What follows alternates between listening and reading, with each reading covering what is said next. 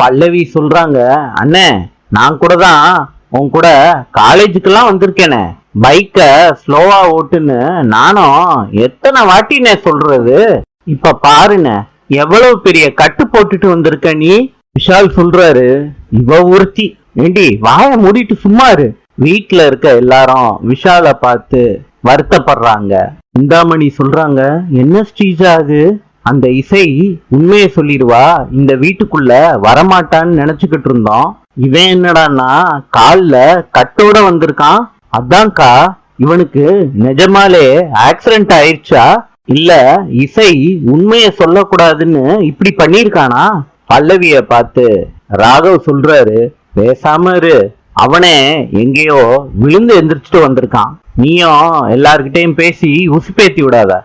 சொல்றாரு, அப்படி சொல்லு ராகவ். சுபத்ரா சொல்றாங்க, என்னங்க ஆடி மாசம் பிறந்ததுல இருந்தே நம்ம வீட்டுல மாத்தி மாத்தி தப்பா என்னென்னமோ நடந்துகிட்டு இருக்கு.